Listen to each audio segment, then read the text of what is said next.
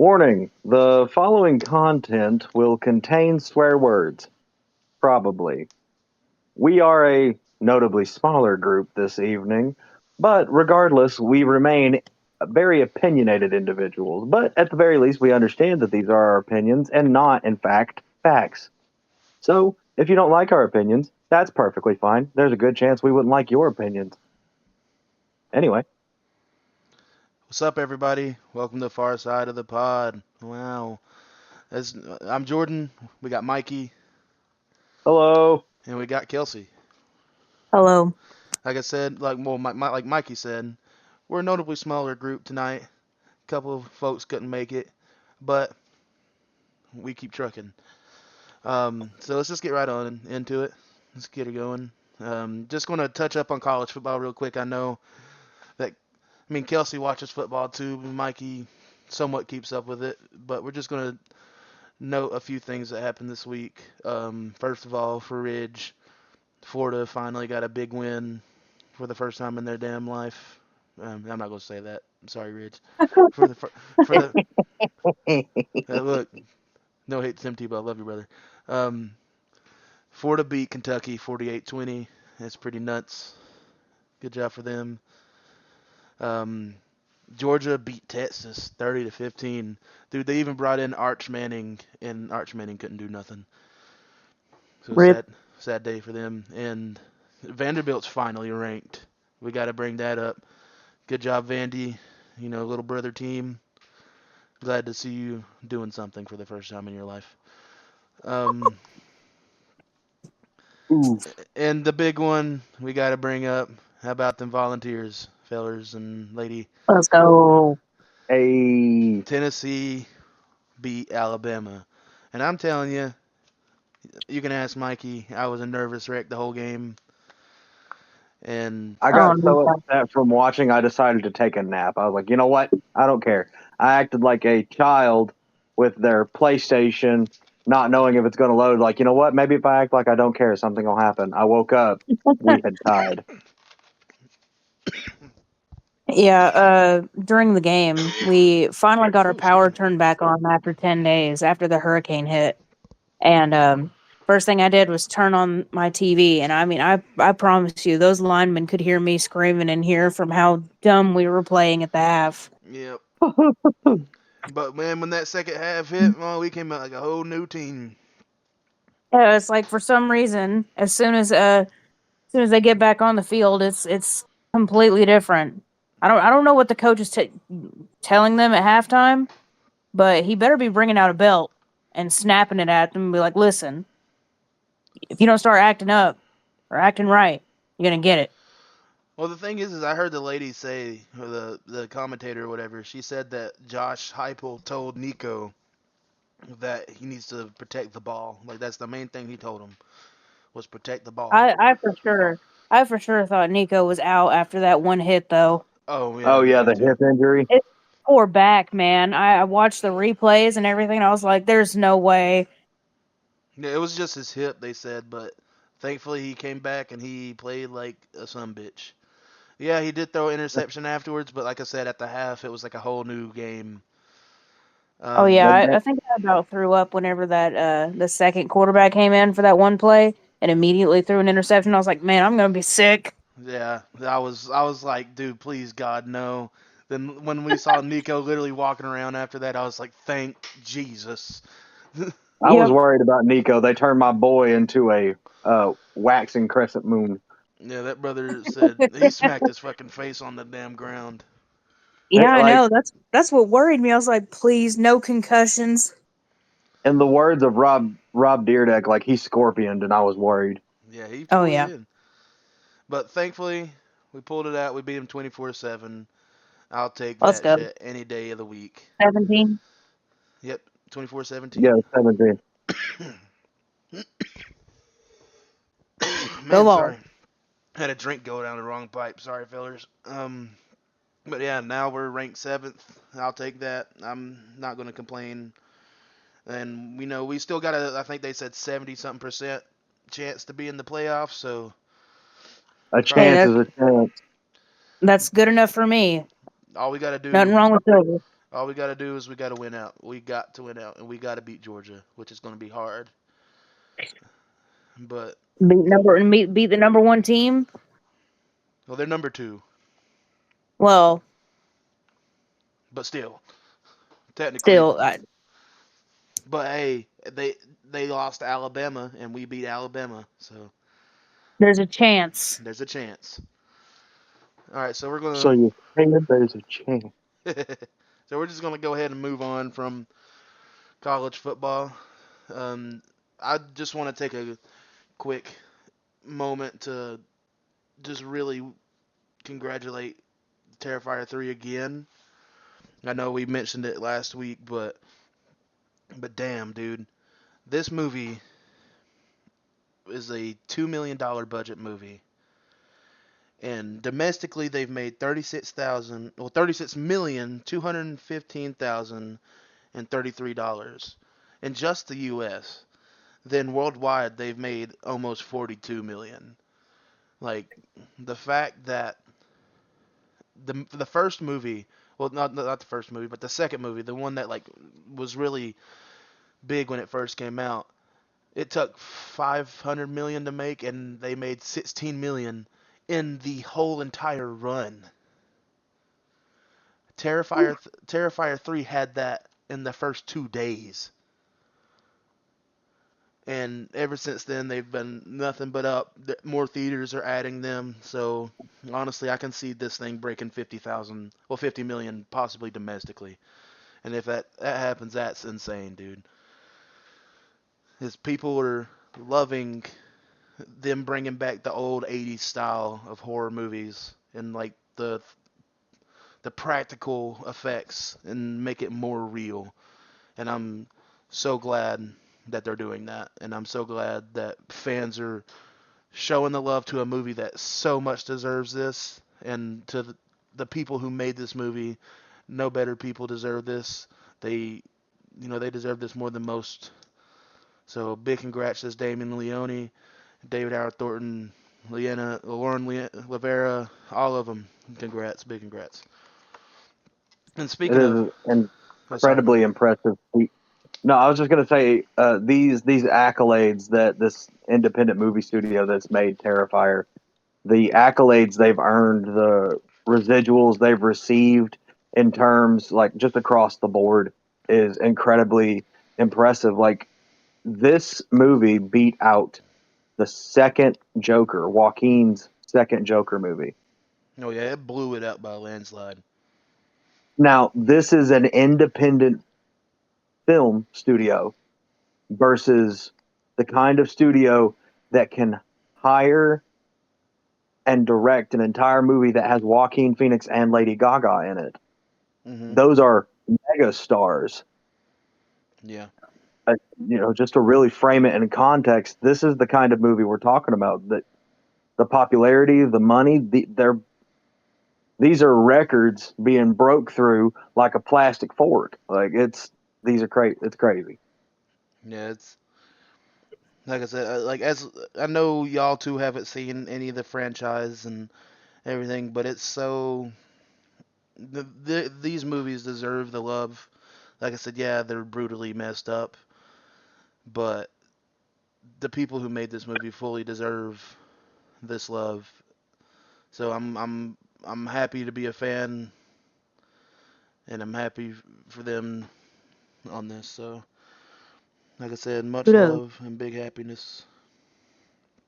But speaking on that, I also want to bring up big congrats to, and this is to do with Terrifier. Big congrats to Ice Nine Kills because whenever their work of art song came out, it did place in the iTunes top like 20 songs, all genres, and it's peaked to like top 75 songs in the world. Whoa. So big ups on that. Like I said, we're massive Ice Nine Kills fans here, so like I'm excited for their future, and I'm happy to see a band I love so much get their flowers too.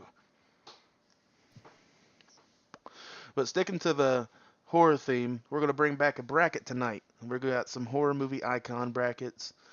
Um, this could get a little controversial. I mean, I know. I mean, we're all somewhat horror fans. I'm the biggest horror fan here. I hold that crown proudly. But this will be fun. So let's get to it. And I'm gonna get an easy one out of the way because y'all know how I feel about this bitch. So we got the girl from The Grudge. I can't remember how to say her name. It's Kayako. I butchered the shit out of that. But the girl from The Grudge versus Pamela Voorhees. And Ooh. I'm just going to put it out there. I'm picking the girl from The Grudge. I don't like Pam Voorhees at all. Kelsey, I'll let you go first. Uh,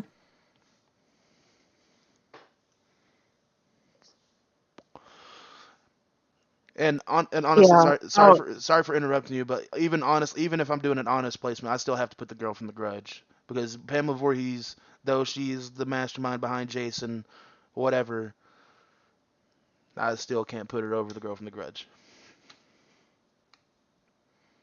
Sorry, guys, go ahead.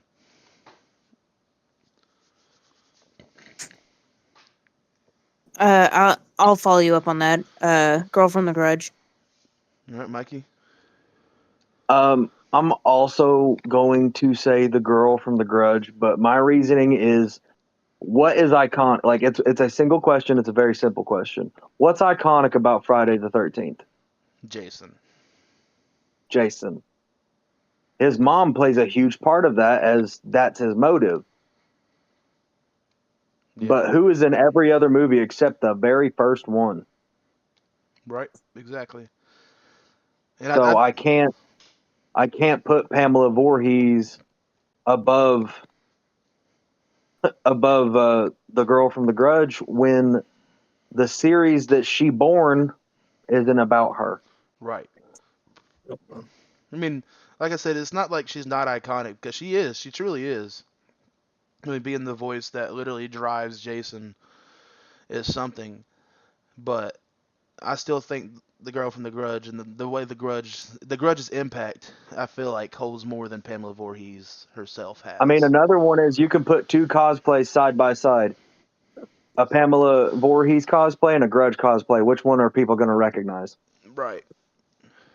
And that's not dissing the character. That's just another point of the Grudge's iconography. And honestly, if you cosplayed as Pamela Voorhees, unless you put blood on your shirt or something, you're just gonna look like a Karen. So, Ooh. Eh. and that's all. Honestly, that's all Pamela Voorhees really is just a Karen who got pissed because the counselors were having sex and drinking and doing drugs and everything instead of watching the kids like they should have, and Jason drowned, and she got pissed off and killed random teenagers that had nothing to do with it the next year. Like, whatever. Which, if I'm wrong on that, I'm sorry. I haven't watched the original Friday 13th since the last time I rewatched the franchise, and I probably won't watch it again. Sorry, Kevin Bacon. But Ooh. but yeah, Girl from the Grudge, you win, big dog. All right, Big dog. I'm gonna get another easy one out of the way. We got John Kramer, Jigsaw, versus Jaws, the shark. And before I continue, I'm gonna make this out known. I didn't make this list. I didn't place anything. So I'm sorry there's no Jason on this list. I'm sorry there's no Art the Clown on this list. And I'm sure there's a few more, like Patrick Bateman. There's a few more people that should be on this list, but I didn't create it.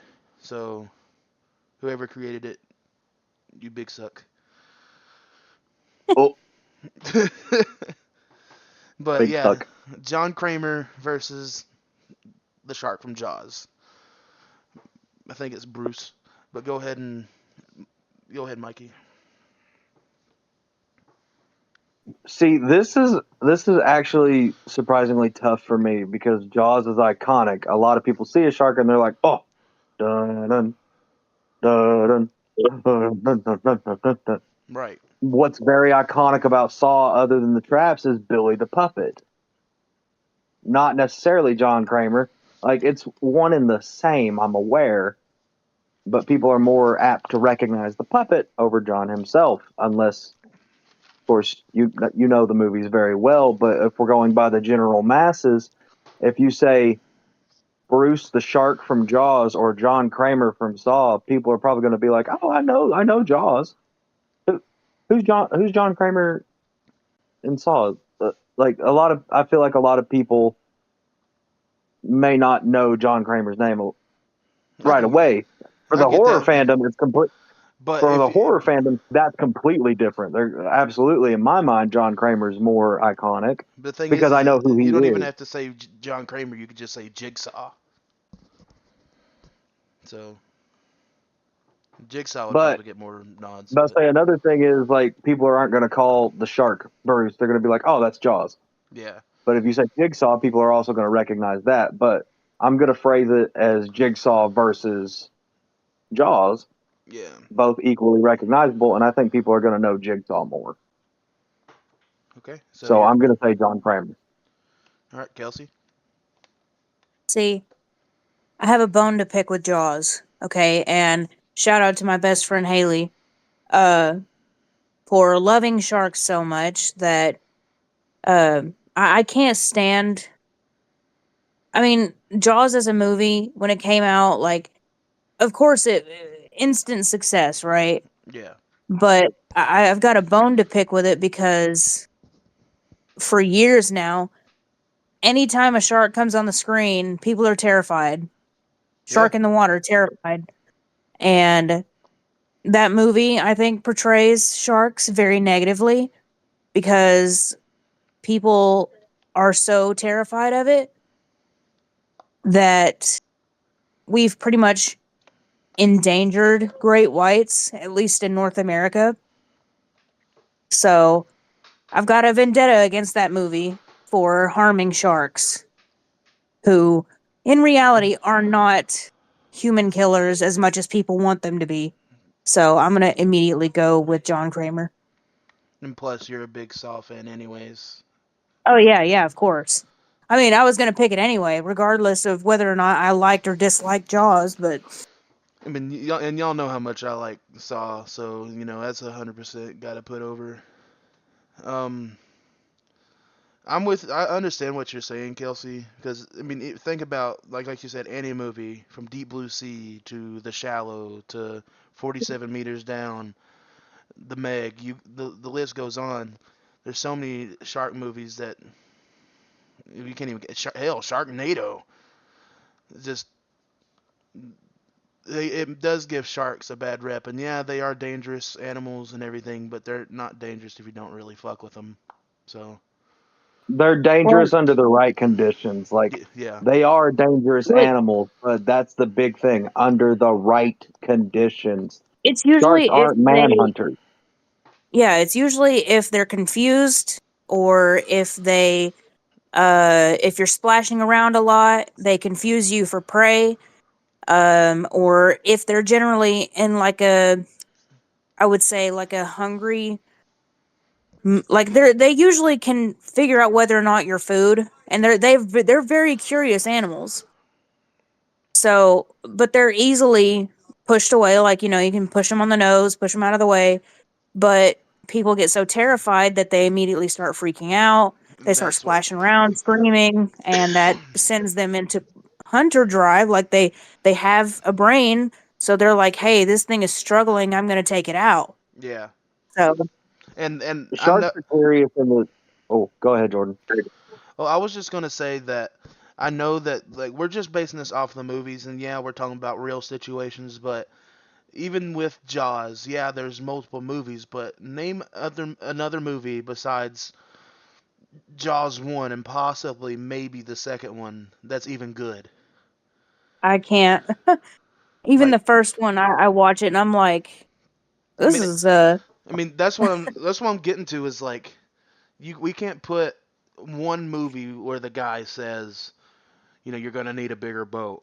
We can't put that and make that one quote and that one decent movie over and over the character of John Kramer.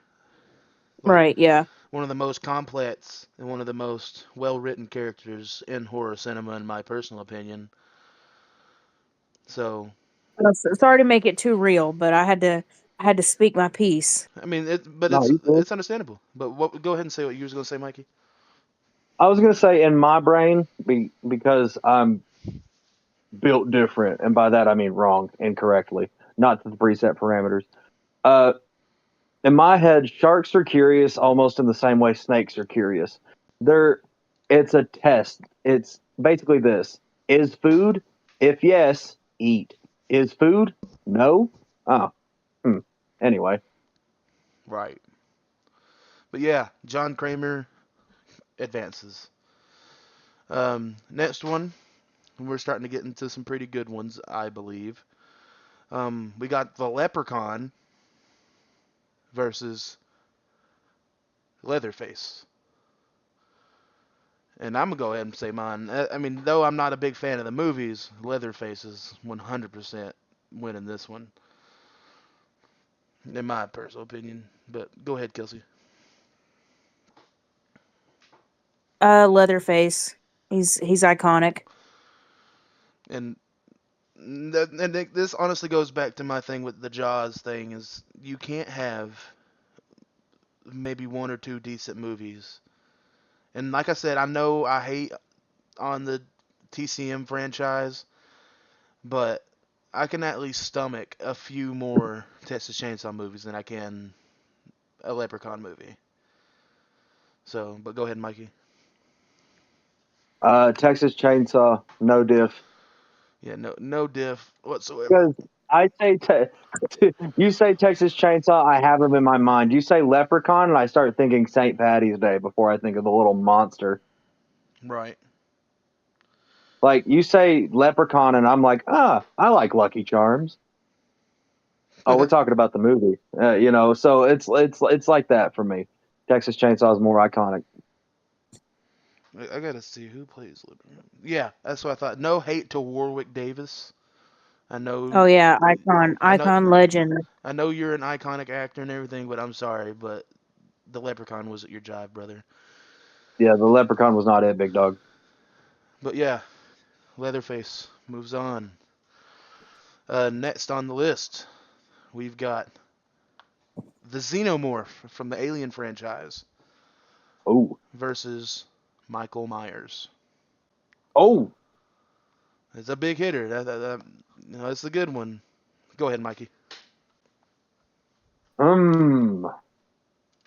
So I'm gonna say my piece on this, but I think both of these are incredibly iconic. Hmm. But my piece on this is that I think it's Michael Myers because I think you are going to find way more fans of Halloween than you're going to find fans of the Alien series. That's a hot take. That's a big hot take. Because even non-horror fans are fans of Alien because it's like a big sci-fi epic, technically. Now, if you want my honest to God opinion, Michael Myers might be supernatural in the way that he doesn't stop, but I still can recognize, okay, that's a dude. I can't handle the xenomorph in terms of terror. I'd shit myself and then die because it'd smell me and kill me. Yeah. Well, it. Well, yeah, it would just straight kill you. It wouldn't impregnate you with a chest buster. Blech.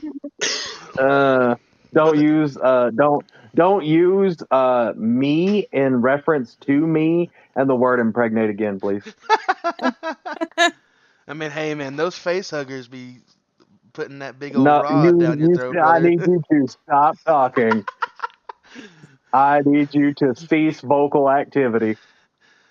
All right, Kelsey. Okay. Uh,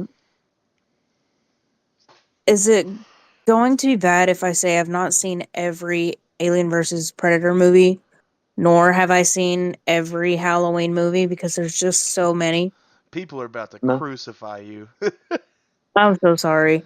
because Listen, there's like the xenomorph isn't from the Alien versus Predator movies. The xenomorph is okay, from the Alien franchise. I know it's from the franchise, but the only movie I can confidently say that I've seen is Alien versus Predator. Right, and to answer your question, no, we're not gonna, get mad at you for not seeing them. Well, there's like how many Halloween movies? Like 12 or 13? Something around that. Or Well, hold and on. how many Alien movies are there? Uh, There's like maybe 8 to 9. That's crazy. Anyway, um I have to put them both on like the same pedestal here because they're iconic in their ways. Like the first movies were a staple, like, and they're obviously the reasons why there's so many movies, so they have to be good. But I don't like, know. but but I don't but think ju- that but, is like. but just the xenomorph and Michael Myers. This is just like the Yeah, icon yeah, yeah. thing. I'm thinking real hard because I've recently rewatched the scene where Michael drives by in the car and they just it just stares at him and it Yeah. kills moving me down the every street time. in my 6'4". um I have to go I'm gonna have to go with Michael because he's, to me, I think, more recognizable, at least like in Halloween stores. I mean, they're both very, very, very recognizable people. Oh, I know. But when I think of Halloween, I literally think of Michael Myers. Michael Myers. So I'm just gonna. I think of scary movie. I think of slashers. I think of Michael Myers. So And I'm gonna have to. I mean, I'm gonna say Michael Myers too, and no hate to the xenomorph because the xenomorph is one of the most scariest and creepiest characters in any film franchise. Because, like I mentioned, the chest buster, well, even the face hugger. You literally start out as a face hugger that literally has to plant a chest buster into someone's chest, and when it comes out, it evolves into a fucking xenomorph. And the xenomorph is, I mean, think about it. They've used constant practical effects with xenomorphs, and they always look spot on amazing. But like Kelsey said, when you think of Halloween, just the holiday, you're automatically thinking of Michael Myers. And Michael Myers is the shape. Like he is the character, in my opinion, when it comes to being an icon. And I'm not saying that this could make him win it, but I don't see why he probably couldn't. You know what I mean? But Michael Myers moves on. Next up. I want to say one. Go I ahead, wanted Mikey. to say one final thing.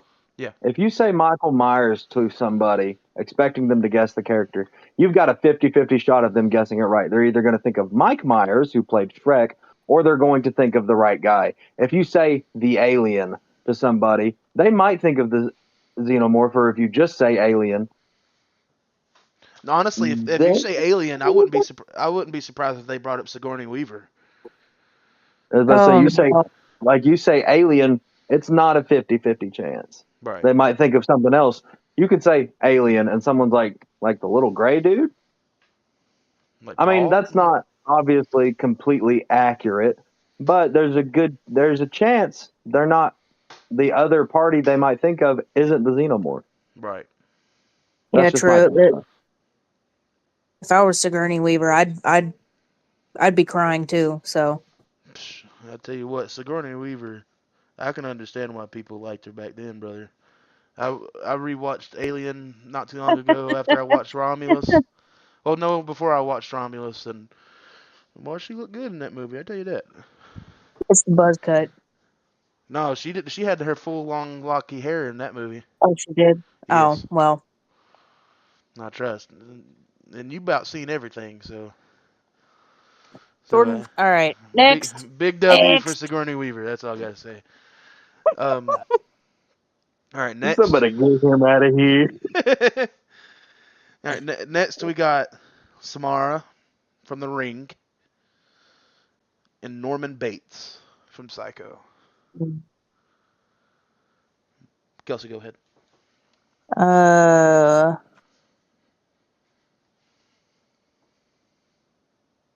Oh, I don't know about that. You don't know about it. Like it's a hard choice, or you don't know Well, either.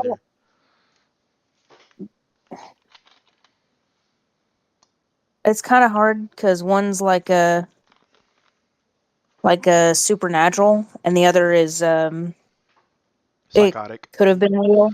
Yeah, and I Yeah. don't know. To me, I don't know which one's scarier. Okay, so The Ring was terrifying, absolutely terrifying. Yeah, but I have to. It's become a comedy to me,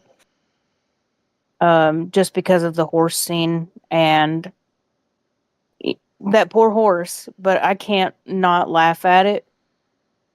So I'm gonna have to go with Norman Bates because real life horror people, like if it can be real, that's terrifying. Oh yeah. So I'm gonna go with Norman Bates. All right, Mikey. I'm going to go with Norman Bates again on the grounds of others being able to recognize.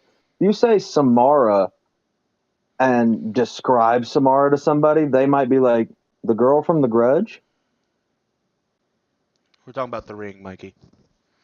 I know. Oh, I get what you're saying though. I get what you're saying. Yeah, I catch you. That's what I mean. Someone might confuse the two. Right. It's going to be hard to confuse Norman Bates because even if they don't recognize the name, they'll be like, "Oh, that's the dude from Psycho" when they Google him once they see his face. Or even the Bates Motel, which is technically the same storyline, I but also think Norman is more iconic, in my personal opinion, just because I like the movie Psycho more than I like The Ring. and that's what I was going to get to with Norman Bates. Norman Bates is the original slasher killer. Like, yeah, there might have been a slasher horror film before, but name another slasher horror that every single slasher killer on this list isn't based on. Well, is based on. That's Norman Bates. Norman Bates was the original slasher killer, the original like powerhouse when it comes to slasher horror. So he's Yeah. definitely my pick. All right. So next we got Chucky versus Reagan from The Exorcist. Ooh, Oh no. ooh. That's a good one. Mikey, go first. Okay, I'm going to say, um, man, damn. Because these people are both super iconic. Yeah, I know. So it's very, very hard to pick. I'm going to say Reagan from The Conjuring. The Exorcist. You're right, The Exorcist. You know what? I'll see myself out. The Exorcist. I'm very sorry to anybody who just had to violently recoil at me, by the way. I'm also violently recoiling. Uh, I'm going to say Reagan from The Exorcist because that movie, in a lot of ways, in my opinion, really, really paved the way for supernatural horror, Especially when it comes to demonic possession.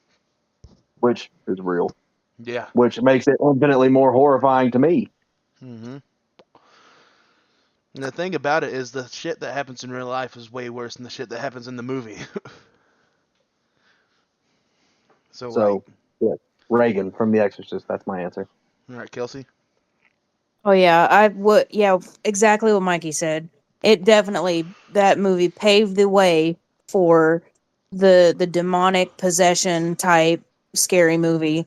And oh my god, if it didn't absolutely terrify me watching it for the first time. I mean, Chucky is iconic, but Chucky is so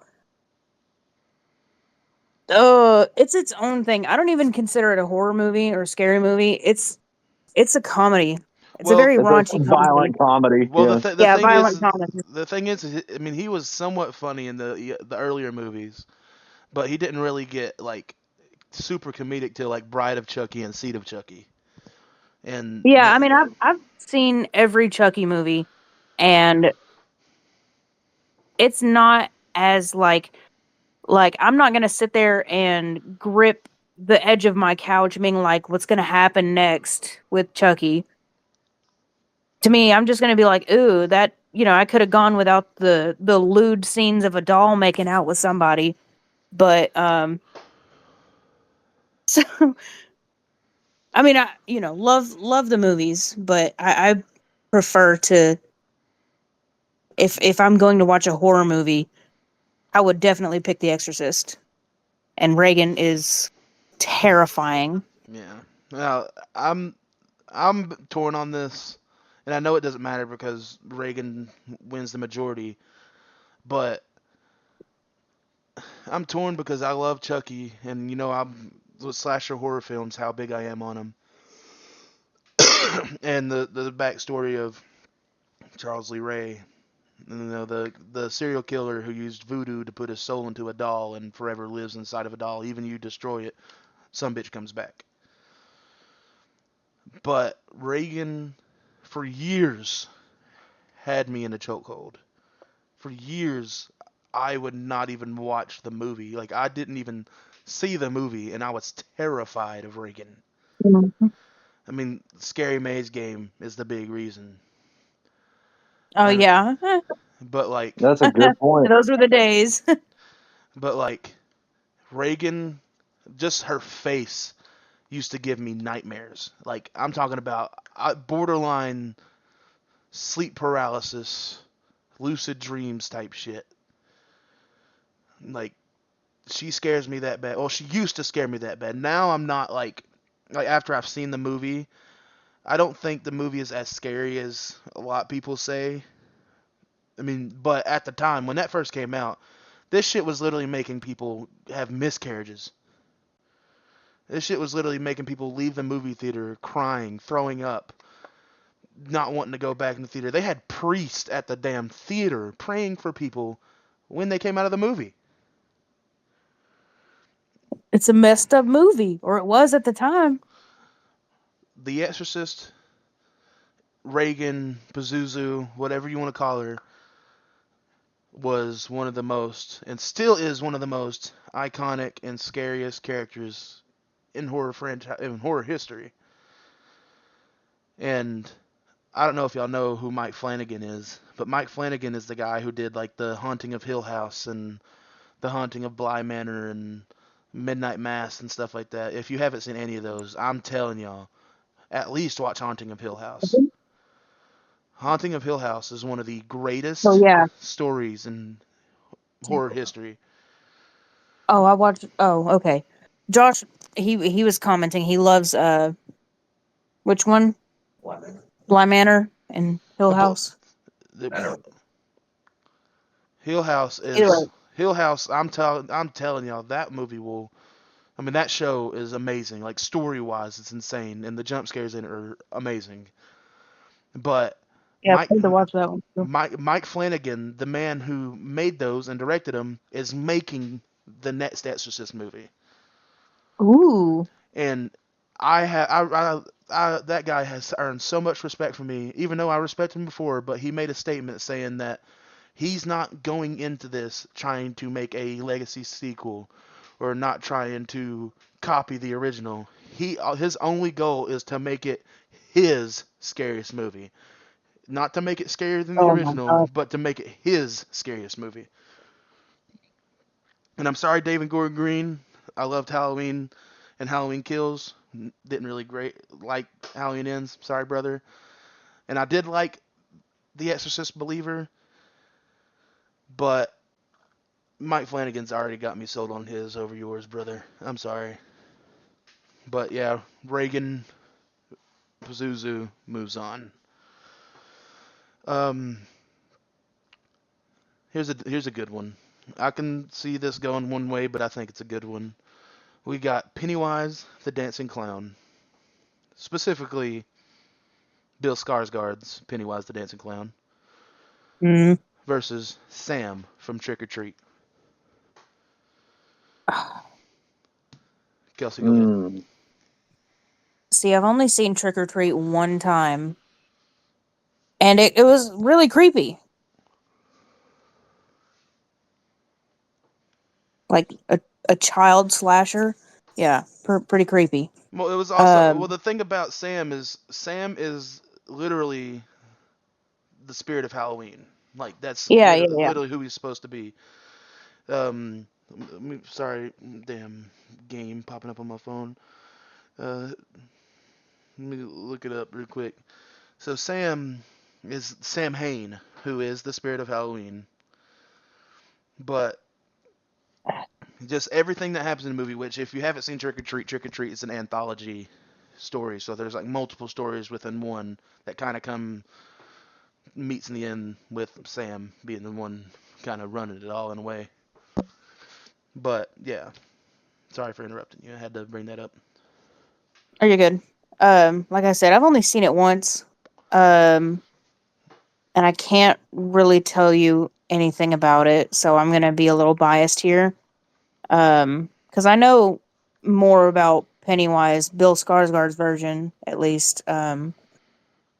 And oh, as much as like I was unhappy with the second movie, the first movie probably blows out uh Sam from Trick or Treat.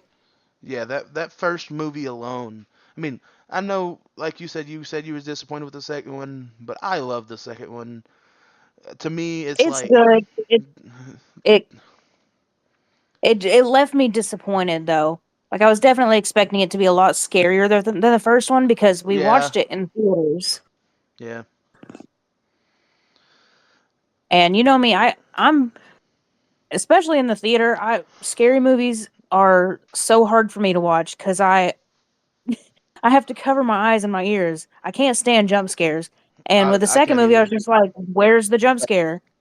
Dog, I'm right there with you. I cannot stand jump scares. I can't. I literally can't. I have PTSD from the Scary Maze game. Like I literally can't do like pop ups, anything like this. Yeah. If Yeah. anybody sends me a I pop remember up, when that I'm holding a first grudge. Yeah, I remember when we first watched those and it was oh my gosh, Just specifically, iconic memory. just specifically the first It movie. I went and watched that movie like 6 times in theaters. It was so good. And me and Brittany recently rewatched both of them, and those movies are just insanely amazing. Specifically the first one, like it was so scary. And to me, and I'm sorry, Tim Curry, because I love you so much. Bill Skarsgård absolutely wrecked that role, man. Like he was on a different level with that role. And like specifically to me, the scene that makes Bill Skarsgård's Pennywise is the scene where the kids technically first see him. Literally, well, actually, it was the first time they saw him on set as Pennywise, and it was when he crawled Oh out of yeah. when he crawled out of that fucking fridge, Mhm. and he went after Eddie, Absolutely terrified them. and he like did the whole like acted like he was crying, and dude, that whole scene right there is just one of my favorite scenes in horror movie history. But like just that movie, the cast in it, everything, but specifically Pennywise the Dancing Clown. Though I love Sam so much and he's hilarious and he's cute in a weird way, I have to pick Pennywise. Mikey. I'm also going to pick Pennywise here. I'm with you. Sam is cute in a weird way. Just the like I love that bit. Uh, but when it comes to Pennywise, I feel like not only is he more iconic as a horror villain, he's also like the story he is born from is also leagues more infamous, and that has everything to do with Stephen King. But I, it's like on these grounds that I feel like Pennywise is more he's more recognizable. Oh yeah. I mean, So that's why I put not a Pennywise. lot of people's gonna know who Sam is unless they are like either one fans of the movie or two just big horror fan in general. I mean, you say Pennywise the dancing clown, people are going to know. You say Sam, and they might think Samwise, Samwise Gamgee. right?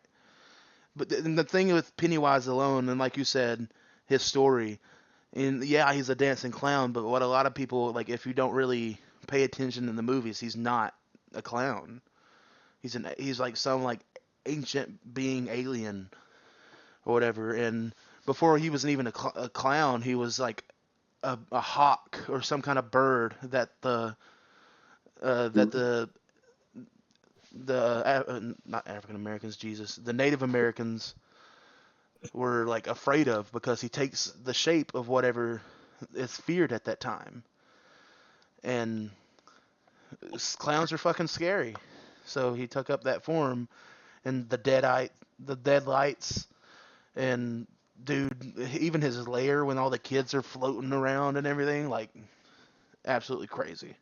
So yeah, Pennywise the dancing clown moves on. And here comes probably the biggest one in the first round. We got Freddy Krueger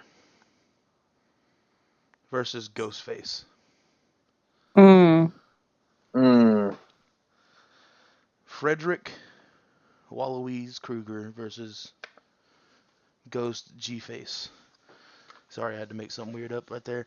But, yeah. Kelsey, I'm going to let you go first on this one. Oh, gosh.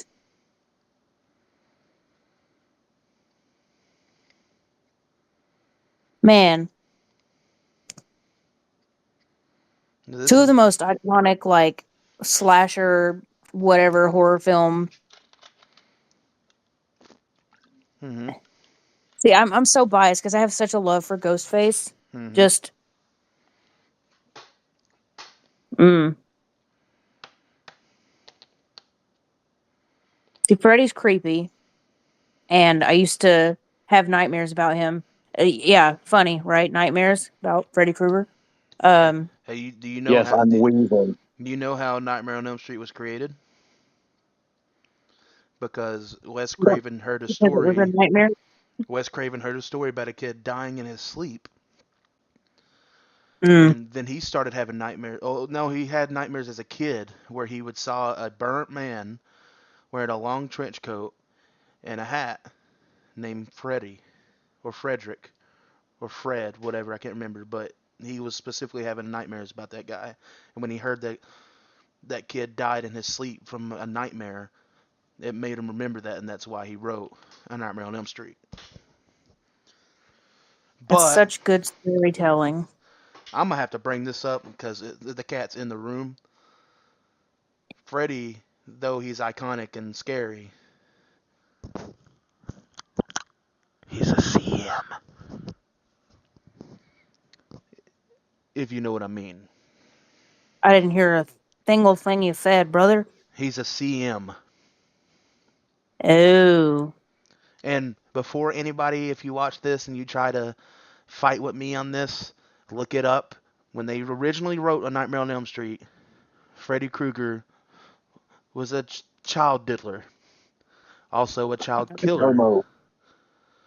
But well, I they... knew he took on like the spirit of a child killer, but I didn't realize that No, he didn't take no it spirit. went that deep. He didn't take no spirit. He was a child killer. And like I said, originally he was a child toucher, but they took it out of the original script. But when when they made the remake, he was a CM. And whenever the parents found out, they chased him down and killed him. Yeah, they burned him to death. They burned him inside of a factory. That's why whenever the people go to the nightmare dreamscape, it's the factory that he died in. But Well, I was going to have an opinion on it, but I mean, I kind of like draw the line at favoritism here when there's stuff like that involved. So I'm just gonna say no contest. I'm gonna go switch over to Ghostface, just as the iconic. Not even the people who wear the costume, like, because if we're just going by that, then of course I believe that Ghostface is gonna knock anybody out of the park with that. But just as the iconic costume itself, as the character specifically, the way, look, if anybody knows me, Scream is my favorite franchise of all time, and I can argue with anyone about the franchise. I don't care who you are. I could. Ghostface There, Ghostface themself is its own character. Yes, we yeah. have Stu Macher. Yes, we have Billy Loomis. Yes, we have Mickey Altieri and all the other Ghostface, but specifically the character of Ghostface. Oh yeah, yeah. Okay, yeah. Just specifically the character, I'm gonna have to go with Ghostface. And also, I've been meaning to tell you this, but we were looking at Halloween costumes with the kids, Yeah. and Ellie immediately looks at Ghostface with the blood all over. She goes, "I want to be him for Halloween," and I thought you would absolutely love that because it tickled That me. is awesome. Proud uncle moment. But Mikey, you go ahead, brother. So I'm gonna, uh, man. I don't know if I'm expounding here or what. Kelsey, you really touched on something when you said the costume. That is exactly it. The biggest difference between the Ghostface killers and Freddy is that one of these things technically can't be killed. We see Freddy get dealt with Hmm. permanently. Right. You can't Technically, kill an idea. technically, Freddy has never been fully killed off. Yes, he's been killed. He's had his head chopped off. He's been buried. He's been done so many things, but he always came back. Right? He always comes back, but you know who you're dealing with. If you've Right. ever dealt with Freddy before, you know who you're dealing with. Hmm. When it comes to the Ghostface killers, have each of them been thwarted thus far? Yes. However, you can't kill a concept. Right. That's what the Ghostface killers are. Are they copycats? Yes. But more than that, they're a concept. Layer that on top of the fear that it could be anyone, and that around the times the murders start happening again, everyone's wearing the costume. Yeah. You don't know who is who Hmm. and who's on your side and who isn't. I would wager that in a realistic setting, between not being able to trust the people I've known for years and people who I love versus trying to figure out how to stay awake, I think I'd eat myself alive with paranoia first, Yeah. which is why I'm choosing Ghostface. So we all know I'm picking Ghostface, but I wanna do a real explanation here. So Freddy, besides all of the backstory or whatever, is arguably the most iconic slasher. I mean, thankful to Robert Englund and what he has done for the franchise. And I'm saying this because I do have a Robert Englund autograph behind me, but but specifically Freddy, how I said he keeps coming back. His each movie has creative kills. Each thing about Freddy is super like awesome. But Ghostface, the unpredictability, like Mikey said, the unpredictability of not knowing who it could be, and you, Mikey, you said they're all copycats. Yes, in a way because they wear the same costume. But the thing about Ghostface is like each different Ghostface has a different motive. Yeah, They're from Sydney's mom having an affair with Billy's dad, causing his mom to leave. Then Billy's mom wanting to kill Sydney because of what she did to Billy. That's why she's my least favorite Ghostface, just because I think she has the weakest motive. I'm sorry, everybody, Rip. but but Rip. but think of people like Mickey Altieri from Scream 2. He literally just wanted to do it to say that the movies made him so he can get famous off a court case. Then um I mean, think about Jill from Scream 4. I know you haven't seen it, Mikey, so I'm kind of going to ruin it for you in a way. But Fine. Jill from Scream 4, who is Sydney's niece, literally is Ghostface because she's so jealous of Sydney. And she's talking about like every family get together or whatever. It's Sydney this, Sydney that, whatever. She wanted to be Sydney. So she took it into her own hands and made herself Ghostface and started a Yeah, whole W. thing. What'd you say? I was just saying W. Emma Roberts for that, by the way. Now, I am also a hater of Jill Roberts. Well, not Jill Roberts, but Jill from Scream, because I also think that her motive is a little weak. And I know I'm like it's a good motive, but I personally think it's a little weak over people I like more. But she is iconic. I love Emma Roberts, and I love her. Like she does great as Jill, but still, it's so real. Like Scream, literally, you can get this. Like they say in Scream One, you can buy this costume at any store.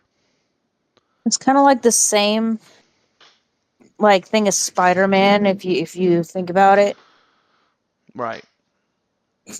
anybody can wear the suit. Never Bruh. thought of it like that. Sorry. I'll go jump off a bridge now. But like, but you're right. Is like because even in movies we've seen our protagonist wear the suit. Like Sydney when she ran away from Billy and Stu with her dad, she popped out of the closet wearing the Ghostface costume. Or in Scream Six when Detective Bailey loses Sam, Sam pops up wearing the Ghostface costume. And it's like literally anyone can wear the suit. And that's the scary part about it. Even in the real world, somebody could put on a Ghostface costume and go on a murder spree. And How crazy would that be? another thing, well, actually, I'm about to tell you that Scream is based off of a real murder. Look it up. It's the Gainesville Ripper. Gainesville, Oh yeah, I Florida. knew that. Gainesville, Florida. There was a murder happened. I can't remember how many victims it was. You could look it up. But I've seen the memorial, whatever, myself when I went to the Florida Tennessee game some years ago. But Kevin Williamson, the creator of Scream, was so terrified by the story that he made Scream based off of it. So Scream, yes, Freddy's iconic, but Ghostface can be anybody, and that to me makes it more scarier than anything, and arguably anything on this list. Okay, so now we're to the second round. We got some good ones going on here. So let's just go ahead and get the Ghostface and the girl from The Grudge out of the way. I feel like we're all gonna say Ghostface. Yeah. Yeah.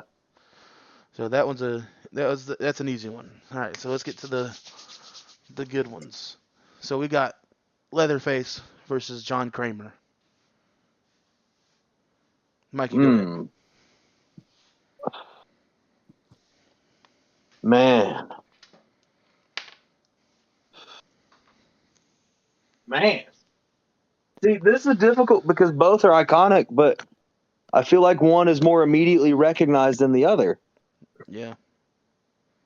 at least in terms of name. Yeah. So I'm going to have to say, as much as I hate it, I'm going to have to say Leatherface for this one. Word. Kelsey?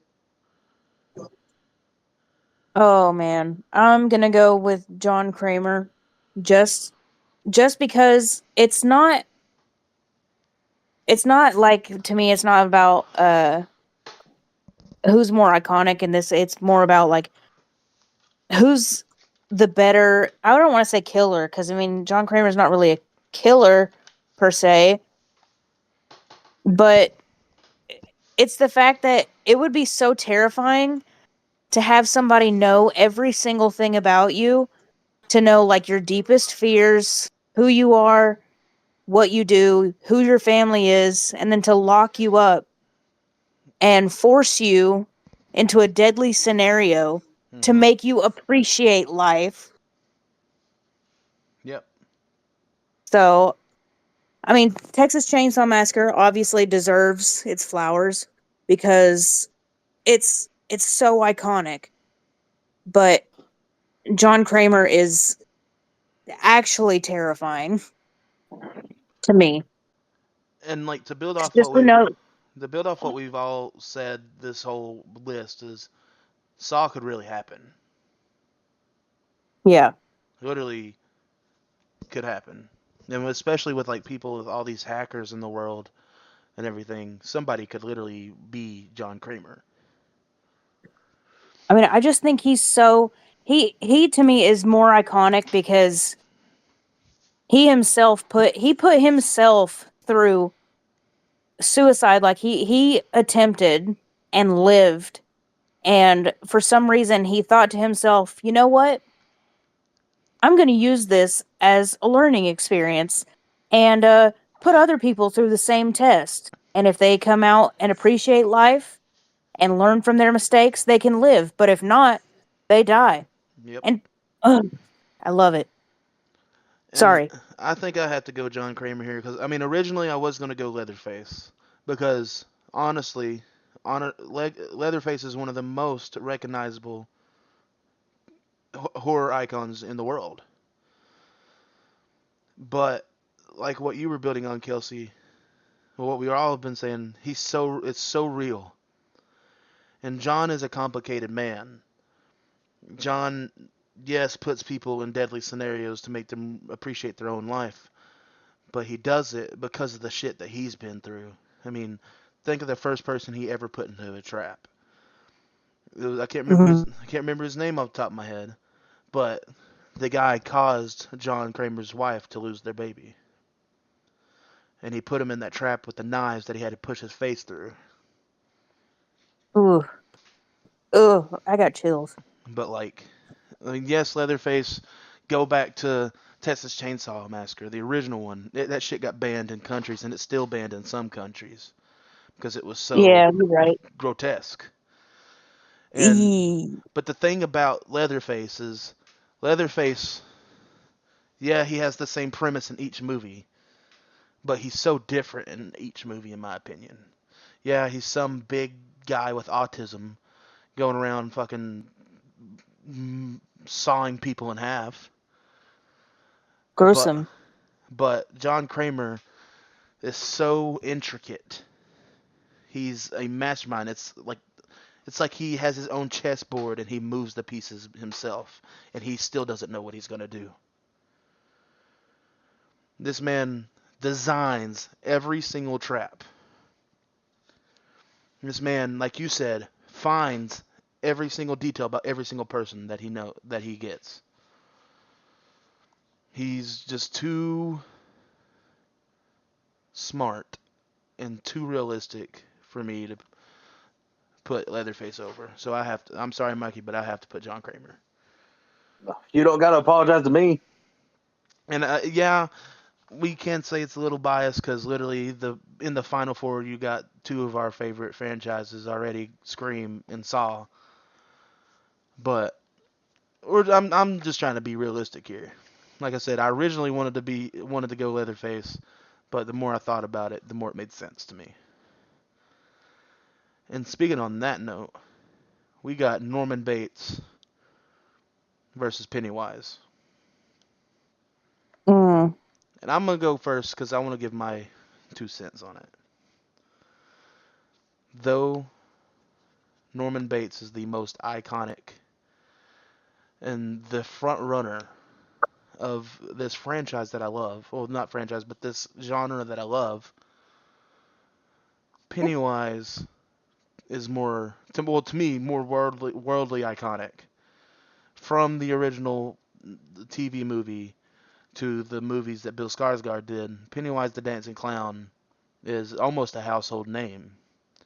If you don't truly know horror, you're not really going to know what Psycho is. I mean, yeah, if you are a fan of movies in general, because on the side note of not even horror, Psycho is known to be one of the greatest movies of all time in general. But as just specific the icon, I have to pick Pennywise. Kelsey? Okay, so if I'm gonna go back like to um Tim Curry's Pennywise, Yeah, go ahead. and I'm gonna go back to, the original Psycho, the first movie. Um, there's so many iconic scenes with both of them. I love Pennywise. I love him as a horror character, but I think in terms of like just personally iconic, never like we wouldn't have had slasher films, I think, if it weren't for Psycho and that Oh, that's iconic shower 100%. scene. That's 100%. Yeah. Like, the shower scene is like the thing that I think of when I think of Norman Bates. Mm-hmm. Is the knife coming up, the silhouette, the screaming face, like that to me is ultimate slasher horror film. And as much as I love Pennywise, I'm gonna go with Norman Bates. And I don't know. I have to mention this because I don't know if you guys know. Do you know? I mean, I don't remember her name, but do you know who the woman who gets killed in the shower scene? Do you know who her daughter is? Isn't it crud? I know her name. I know her name. Oh, it's on the tip of my tongue. I literally have her face in my head. Yes, I know who it is, but if you'll just tell me the name, because for Mikey. some reason it is absolutely slipping my mind right now. Mikey, do you have an idea? Of the girl's name? The not the girl from the movie, but the daughter of the girl from the movie. Yeah, no. I don't. Jamie Lee Curtis.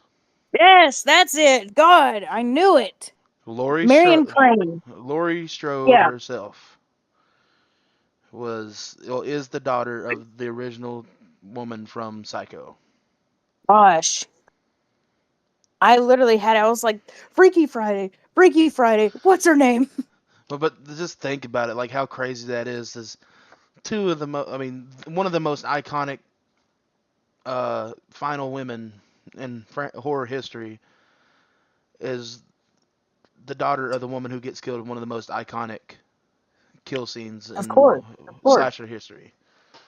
That's just think it's That's the way nuts. it should be. Yeah. Or Mikey, go ahead with yours.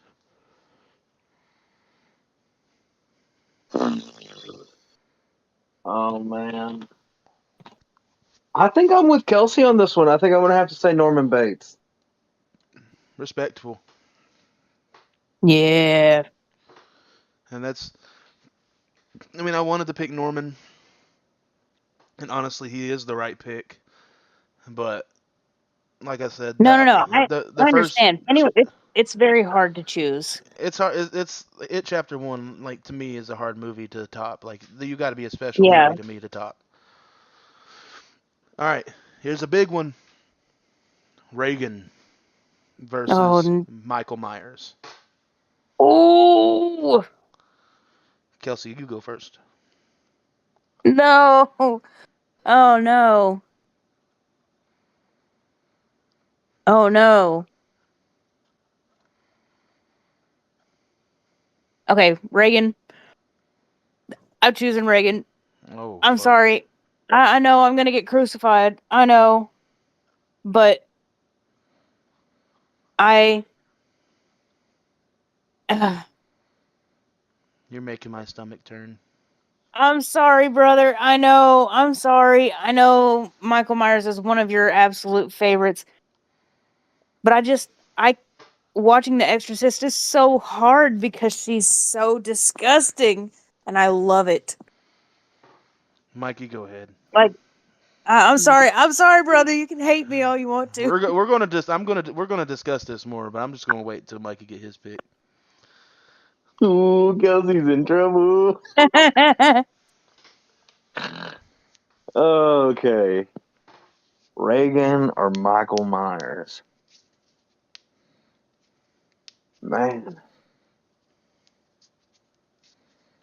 This is a goofy reason, but I'm just saying you're gonna see a whole lot more Michael Myers cosplays than you are going to see Reagan cosplays. I'm just saying.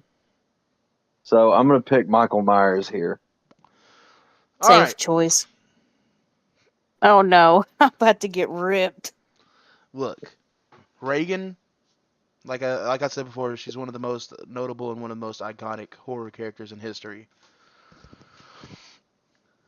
But a demon can be exorcised. Michael Myers cannot. Okay. All right. I understand that. Yeah. Michael Myers, the shape, literally, Yeah. it's like, and the thing is, and I'm gonna split this off in two different ways. So you got Michael Myers from like Halloween 5, 6, specifically 6, where there was a supernatural being, and he was like part of like there was like a cult called the Thorn and everything, which that's why he was so powerful and so unkillable. But the Michael Myers that I love, that I resonate with, is from the original movie Halloween, the original movie Halloween 2018, Halloween Kills and Halloween Ends. See, the fact that this kid at 4 years old murders his family, or murders his sister, and just he didn't do anything else after that. He literally just sat in front of his house mindlessly. Then gets put in a mental hospital, breaks out, starts driving a car without a fucking license. Put that in the first fucking place. Never touched a car, and that brother was booking. But, and I know that's a goofy thing. I just had to bring that up. But the fact that Michael Myers, a man with, in my opinion, so if y'all people listening have other thoughts, has no supernatural powers, is to me the most scariest villain you could think of. Respectful. Respectful. I mean, now that I mean, thinking about it, yeah, Michael Myers is one of the best ever. And Uh, it's just like when so Michael, yeah, the original movie is one of the most iconic horror movies of all time. But to me, you don't see the best of Michael till 18. 18 is what solidified how much I love Michael Myers, because in the way they mention it in those movies is he's like a grown man with the mind of a child, but in like not in the way that originally you would think. He doesn't know how to stop. He doesn't know when to quit. Whenever he's obsessed with something, he's obsessed with it. He is a primal hunter. And we're going to talk about Scarefest here in a minute, but we met James Dew Courtney, who played Michael Myers in the newer Halloween movies. And we did get to ask him a question, but I'm going to be respectful and not post the video for, for out of respect for him, because he's so, he was so good to us. But he talked about how dark he had to go to play Michael Myers. And he said that the director, David Gordon Green, said he was one of the most darkest, well, he was the most darkest actor he's ever worked with. And he said that it took a lot. Like he really had to pull himself out of character to go back to normal life. I mean, like I said, think about it. You are a thoughtless killer. I mean, not really thoughtless. Sorry for that. Let me reword that. He is a motiveless killer who if you get in his way, dude, you're fucked. And he'll make sure you're fucking done. Like he does it cutting. All right, you might last, but nah, he's fucking you up, dog. Unless you get away, he's messing you up hard. And like I said, Reagan is a demon. Demons can be conjured or and exorcised. And yeah, she wasn't. It literally took the priest saying take me instead to get it out of her, which ultimately led to his demise. But Michael Myers is just so fucking scary. Think about, you look outside your fucking window and there's a dude standing there looking at you with that white blank face. And you can't even see his eyes because it's so dark. Like it's like the devil's eyes. The way Loomis expresses it in the movies, he's got the devil's eyes. They're so dark, and you literally can't see his emotions. Say you look out the window and you see this guy, and you look back and look again, and he's completely gone. You don't know where he's at. That's why they call him the Shape, because he moves so flawlessly. I know I'm going on and on about it, but Michael Myers, and this is gonna be hard.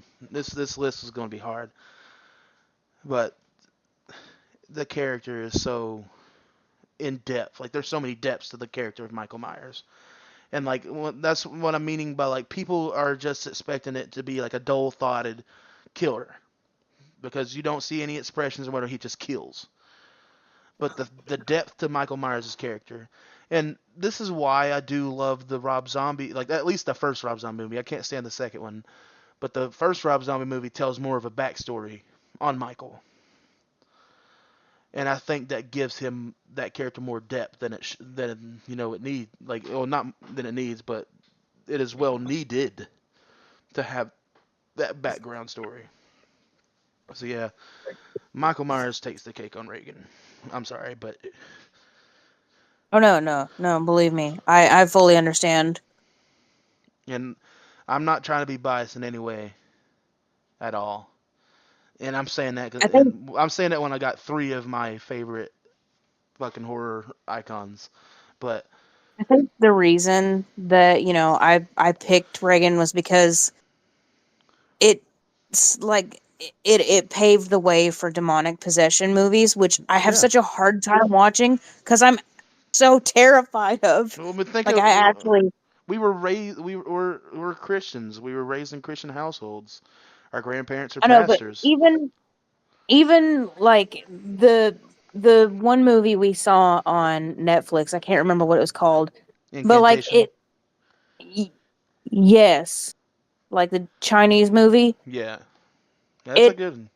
That's the very beginning of it had me shivering just from reading the first part of it with knowing that it was going to be a demonic possession movie. So I think without uh, just I whew, I'm getting flustered. Okay. We can move on. all right. So we got John Kramer, Jigsaw versus Norman Bates. Brother. Mike, you start on that.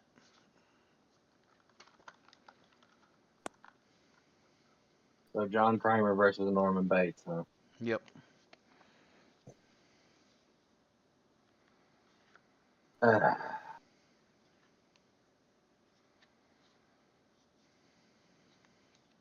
John Kramer. I will not be explaining myself. Kelsey. As I mean, I've already said my piece on both characters. Um at this point it's going to be specifically for recognizable things, and I think that more people are going to recognize Jigsaw than Norman Bates. As iconic as the shower scene is, as iconic as the butcher knife, The ring, ring, Jigsaw ring, is, ring. yeah. I mean that's iconic. Yeah. So you got Jigsaw. Yeah, I'm gonna go with Jigsaw.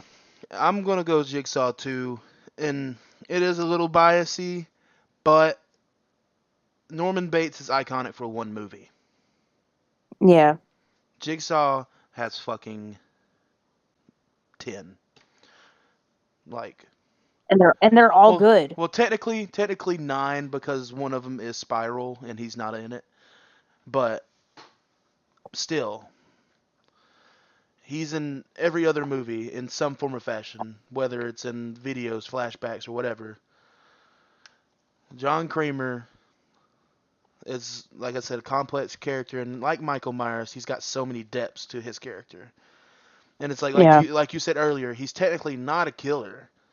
He's a man trying to these people who have no purpose in their life, or they don't think so, or if they do, it's the wrong purpose in life. And he forces them to make a decision. If you value your life enough, you will sacrifice this little bit Yeah, and the to fact that it's like no bull crap with him either. yeah. He doesn't joke around with it, and he's not kidding when he says, like, even in Live person or when he die. when he reveals, yeah, when he reveals himself and he's not like behind Jigsaw the puppet. Oh no. He's Can y'all still hear me? good. Yeah. Yeah. Oh fuck, hold on. Oh, never mind. Okay. We're still recording. For some reason my computer blacked out for a second. It's still recording, so Um, we're good. just the fact, like, even if he doesn't hide behind the puppet, like which is what his victims see first, if they somehow, like, if he reveals himself, he's even scarier in person. Because if he reveals himself, he's like, you've done something fucked up. Like, did you ever watch 10, Kelsey? Yeah, I've seen them all. So, like, in Saw 10, when those people did that to him, when they, like, faked that life saving surgery that he thought he had a whole new life on, Oh yeah. he personally, this was the first Saw movie. Like, technically, this takes place in between Saw and Saw 2, but this was the first Saw movie ever where we didn't get the hello, I want to play a game. Like Billy the Puppet on the screen and everything. Mhm. It Mhm. was straight John Kramer. And And that to me is more terrifying yeah. because you messed up. Uh, Mikey? Oh, you said John Kramer. Oh, yeah, my bad. Yeah, John Kramer wins. Hey. Alright, this is going to be the roughest one of the video. Michael Myers versus Ghostface.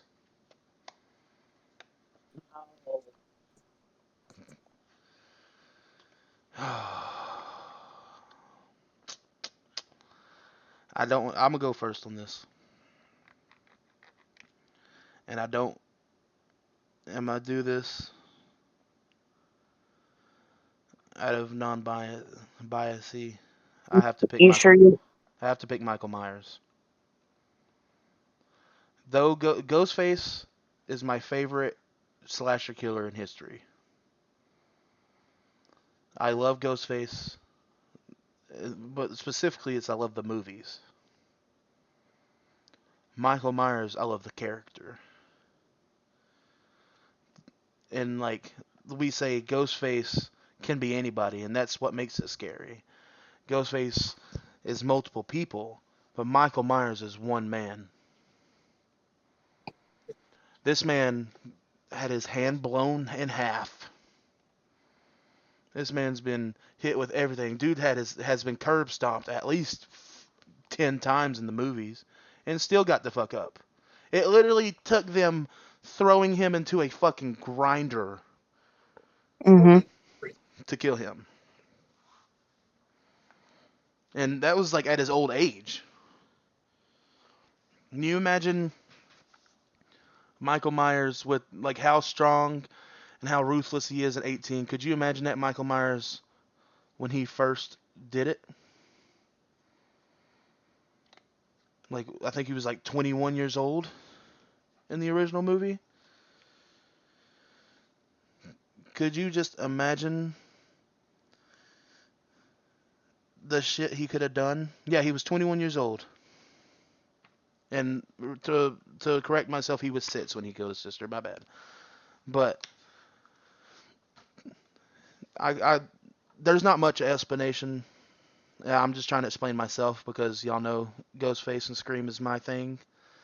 And I mean, yeah, so is Halloween. But character alone, I have to say Michael Myers. Mike, you go first. Oh, you go next.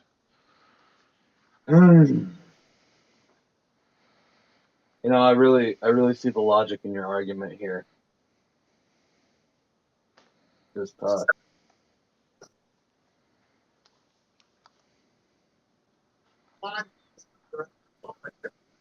but I remember that we started this bracket in terms of how iconic they are, Right. and it's equal.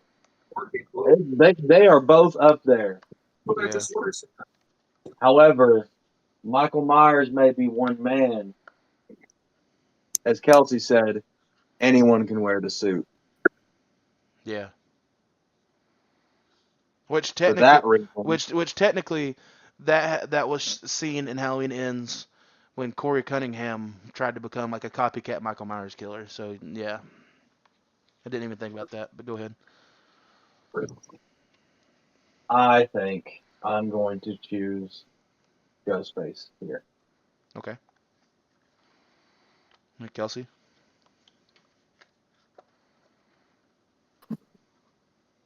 I think it's unfair to put Ghostface up against Michael because when I think about it,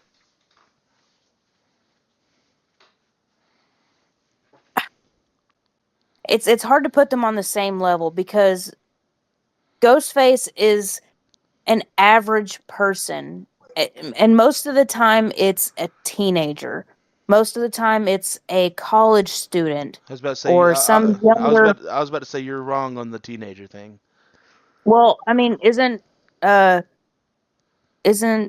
Sydney's niece? Yeah, she was a high schooler, and so were Billy and Stu, and Okay, so Charlie. But Mick, I mean, and you did say college student, so I'm sorry on that.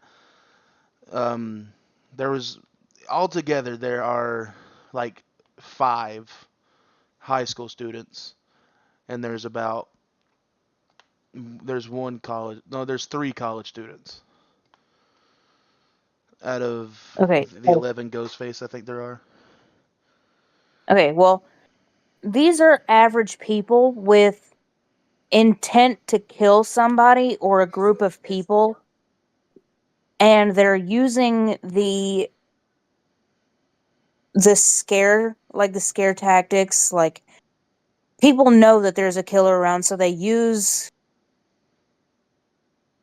the fear. Like, they feed on the fear. Yeah. But they're still average people, serial killers.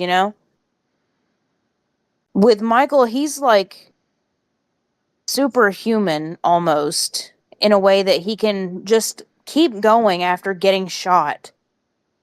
He can keep going after getting stabbed or set on fire or pretty much anything. He's survived through all of it, and still somehow he's still behind you. Yep. I don't get it.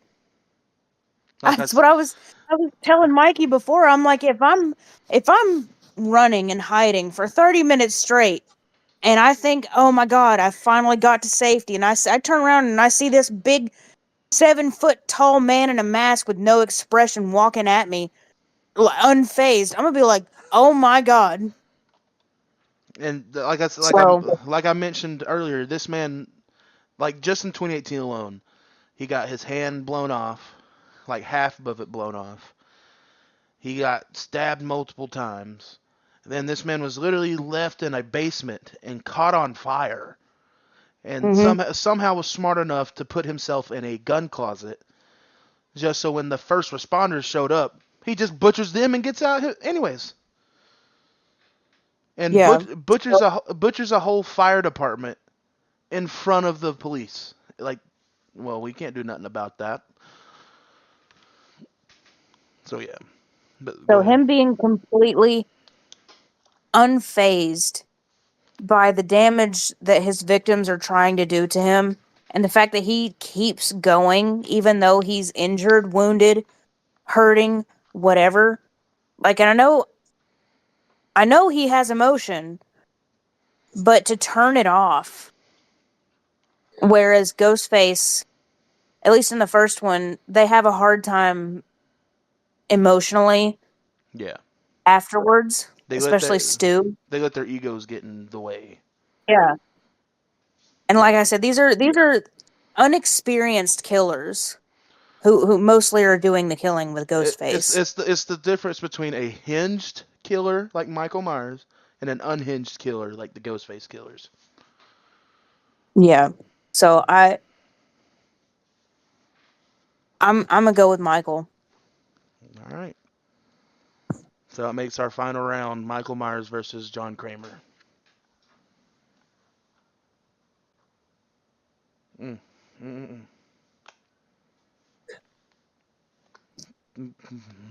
Mikey, go first. Dog, that's foul. Go. Okay. Don't you look, man, me, bro. Come on now. Oh, Oh, I mean, I'll go first if you want, Yeah, go because ahead, I think Kelsey. it's kind of funny. Um, okay. if I had to think about a Jigsaw versus Michael Myers movie, it would be Get out of over my in like head. 5 minutes Get out of my head. because because I'm imagining John Kramer sitting there trying to explain a trap Hello, to Michael. Michael Myers, This is how it would work out. This is how it would work out. Michael, you have 4 seconds to chop off your hand. and he Well, would. and Michael just be like, bet. Exactly. That's what I. Dude, that's Kelsey. Look, I need the both of you out of my head because I was just sitting here like, this is so difficult because I couldn't tell you who would win or who would lose. Michael would pass every test, and then Kramer would be sitting there like, man, if I let him out, I'm fucked. Yeah. Exactly. Okay. All right. I'm sorry for doing that to you. I'm sorry for doing that to you, but he would get out of the trap with hardly any like thought behind it. He'd be like, oh, you want me to stick my hand in a vat of acid and then pull my eye out or something to get a key? That's fine. I got And you, big then dog. and then what? Well, the thing. Also, think about this. How was John Kramer even going to get Michael Myers in a trap? I know he'd probably need like Hoffman and Amanda and everybody else to just drag his. The Oh my thing. The gosh. thing. The thing is like they wouldn't even be able to drug him because even if they stuck the needle in him to drug him, it wouldn't do nothing to Michael. And he'd just stand there like, what was that? He'd turn Is that a around. mosquito? He'd turn around and because John is sick and has a frail body, he would absolutely shove his fist through his fucking chest. Like that's the way Yeah. or just straight up like how Jason did that guy in Freddy vs. Jason, where he just grabs his head and just all the way around, just instantly just snap. Yeah, if they were face to face, he probably wouldn't even hesitate killing him. The So only, I'm sorry for ruining the last one with the the just the thought of Michael going through one of the traps. But I'm gonna say Michael. Mikey, go ahead. We really do share a brain cell, y'all.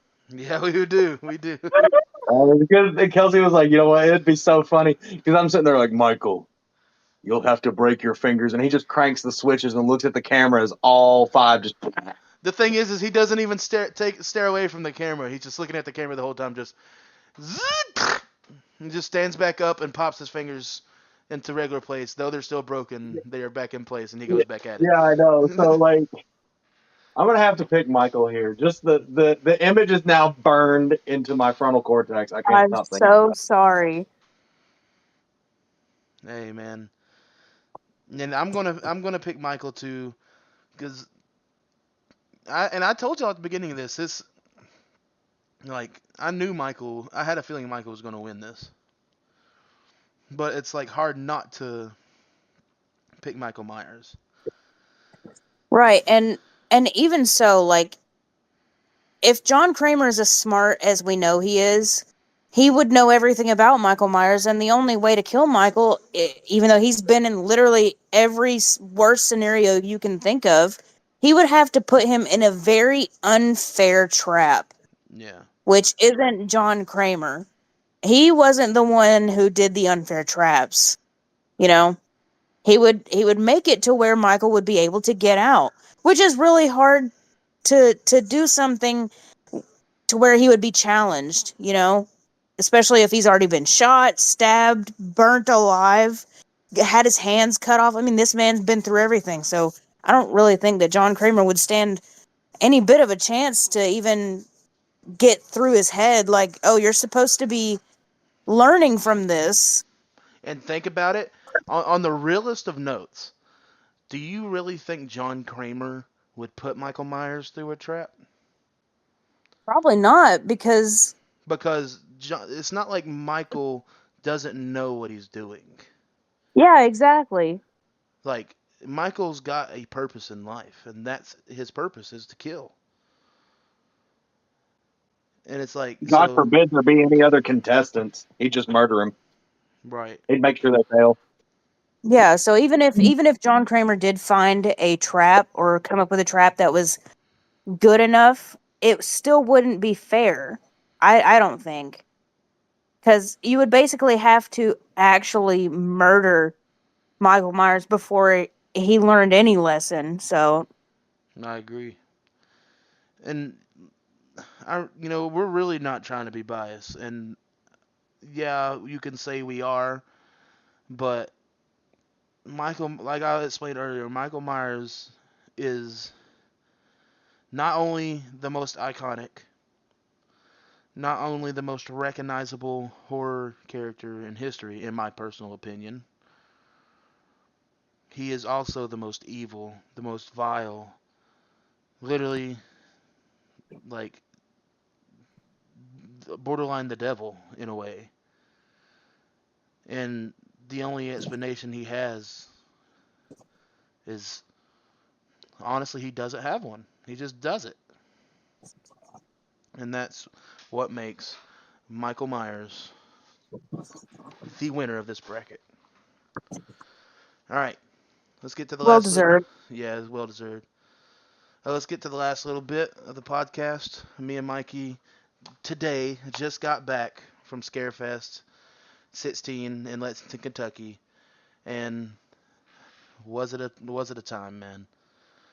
Just when we first got there yesterday, and this was big shouts out to SCAREFEST. Like, y'all gave Oh, us absolutely. y'all gave us an opportunity of a lifetime, and even if we never are able to come as media again, I'm still coming back. Like, this is it's undoubtable.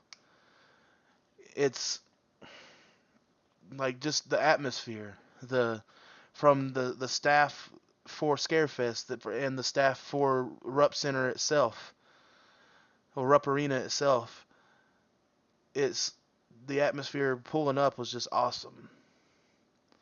Then we were media, so we had the accommodations of, like, we didn't have to wait in the line to get in like most people, which I'm not trying to like toot a horn or anything, but it was just like the accommodations of a media badge.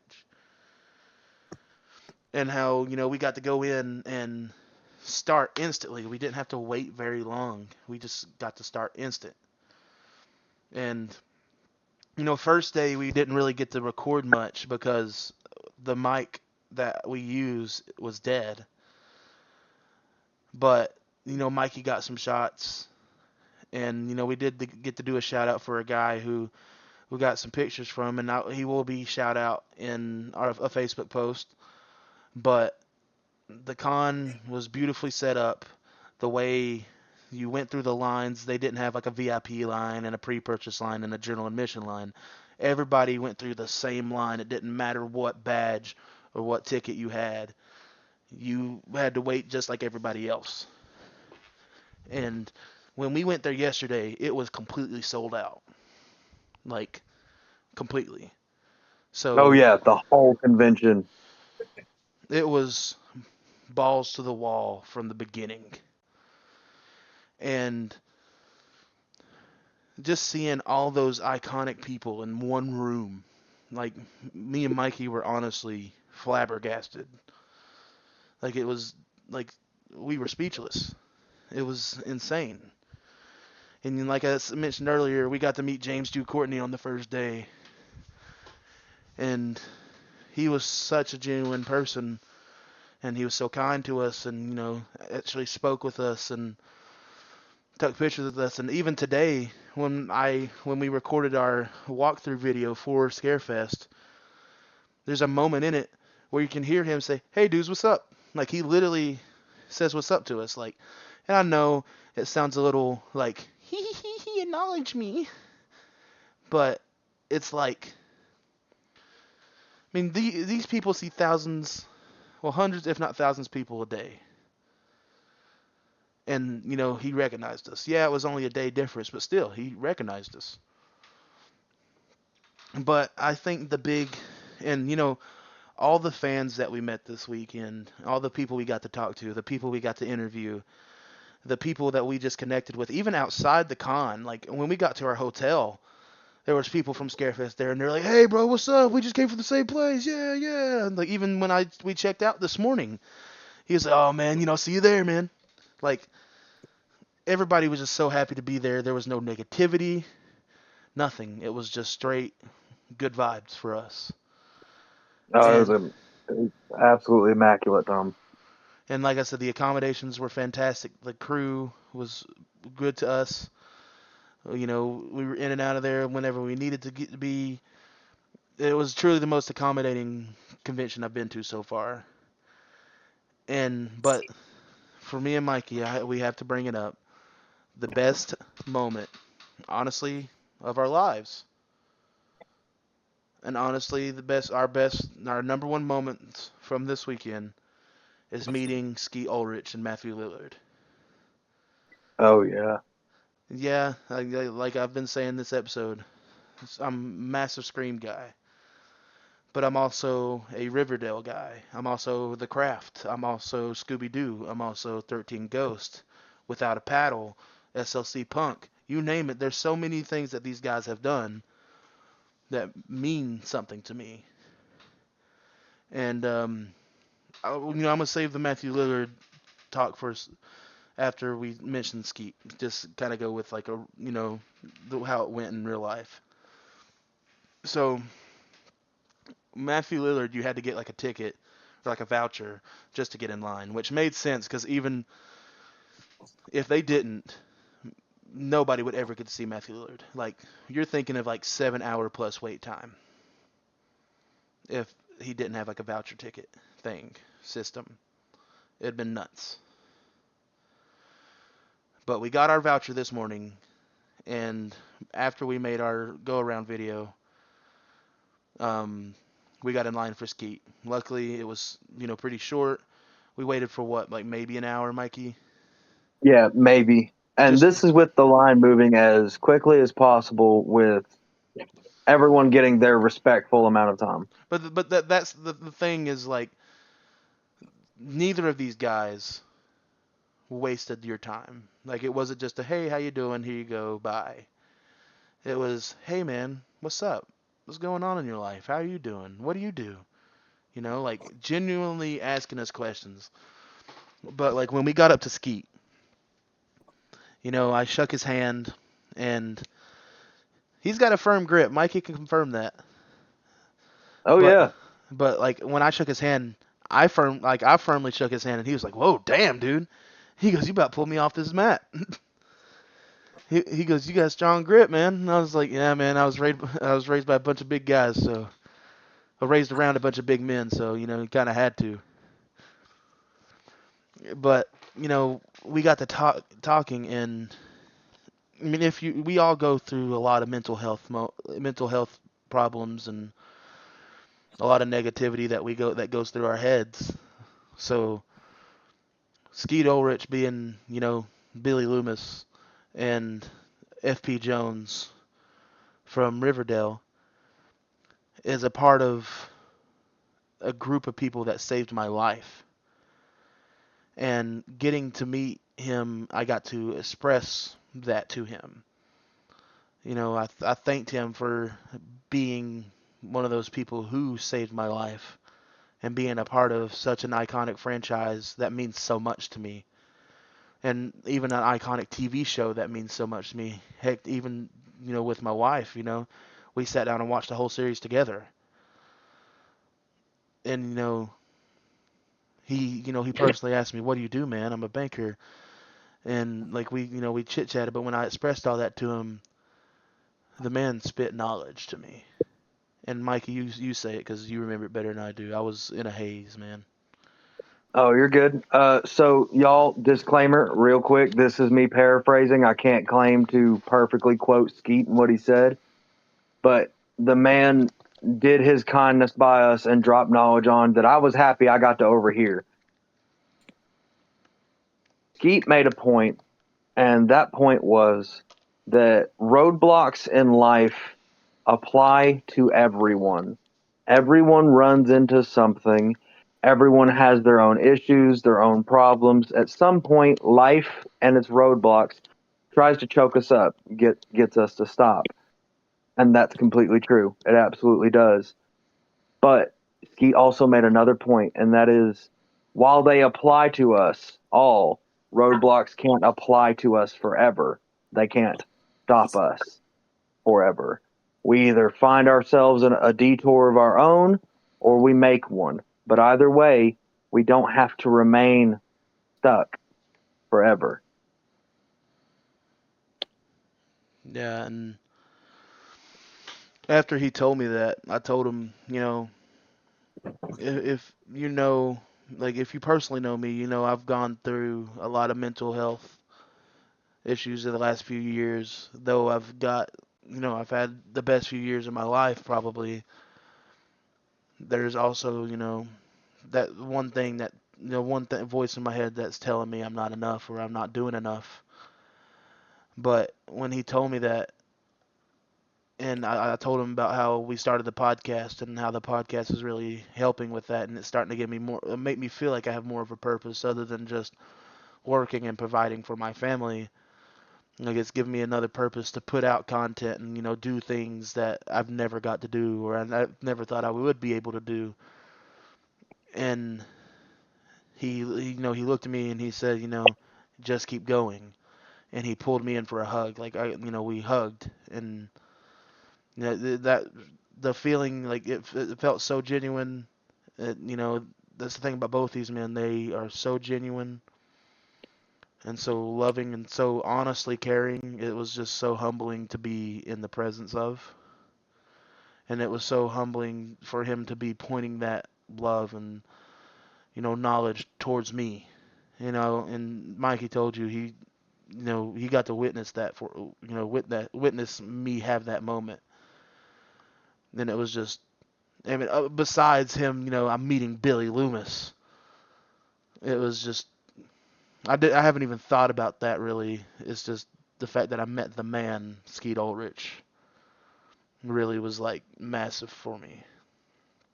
Then the cherry on top of everything that happened to us all weekend is Matthew Lillard. When we got in, when we got out of the line for Skeet, we went straight to the Matthew Lillard line because they called our group, but we didn't hear it. But luckily, we caught it before it got too late. And when we got there, there was this family that walked up, and they didn't know you needed a voucher. And the guy told them that they were already sold out for the voucher for Matthew Lillard. But he said that someone bought one and gave, well, not bought, but got one and gave it to him for like to pay it forward. So he gave that voucher to this family, and this family was there to meet Matthew Lillard because of this little girl. And I don't They know, had I don't, the family had previously met Matthew in the past. and I don't know, I don't want to label and say what she has or whatever, but she clearly had We like we sensory overload at least. we do know this very sweet young lady was very shy. Hmm. She wasn't too keen on talking when her parents were talking, but she was very excited to meet Matt. And they told us that she's a massive Five Nights at Freddy's fan and that the movie is her favorite movie of all time. And Matthew Lillard plays William Afton in the movie, so they were there. Like I said, they met. Like Mikey said, they met before, but they were there to get him to sign that picture and to meet him again. Well, as we're going through the line, they call it Code Adam, which means missing kid. Yeah, for anyone who doesn't know, if you hear the words Code Adam, that means there's currently a child missing within either the building. It means a child is missing within the building. Right. And they called it a good amount of times. Then we noticed that they shut like the side doors that the lines were going through to kind of keep the kid inside of the ballroom. But Matthew Lillard literally stopped his signing and walked out of line. Well, to us, it looked like he went to go try to help look for the kid. And when he got note that the kid was found, he went back to his table. So first of all, that's awesome. Second of all, as he's making his way back to the line, he comes by us, which that family's behind us, and he recognizes the little girl. And without even question, he said, "Come on," He doesn't miss a and he doesn't miss a beat. he picks her up and carries her to the front, and her whole family with her, like goes with her, brings her to the front, gives her like hugs her, embraces her, rubs her head, and says, "Hey, it's all good, it's all good. Don't worry, you're here now. I'm here." And this girl went from being emotionless, just there to be there. She, not saying emotionless. I'm sorry for saying that. That sounds kind of mean, but She went from stone faced and shy yeah. to just electric, positively giddy. Her little face turned bright red, and she was all smiles. And Matthew Lillard was embracing every single bit of that. He held her close. He gave her that comfort that she wanted or needed in that moment. And he was, accommodating to the family. Like they went to go take a picture with just them two, and he was like, "No, no, no, bring them all in. Like all of y'all, come here." Then after that happened, there was a kid not even in the line, and he he was autistic in some form, and he had a missing arm and everything. And like I said, it wasn't even in the line. And Matthew was like, "Bring him here." And instantly they just took the kid straight to Matt, and Matt, said what's up to him, talked to him, and didn't even charge him for a picture or an autograph. He just straight up walked over, grabbed a picture of him as Shaggy with Scooby Doo, and signed it and gave it to him, and fully embraced him. And like me and Mikey just looked at each other and was just like, wow. Like we wanted to I was on the cry. verge of tears. We were both on the verge of crying in that moment, just seeing that. Then we, slowly inched our way up to the table, and Mikey, you go ahead and tell your story first.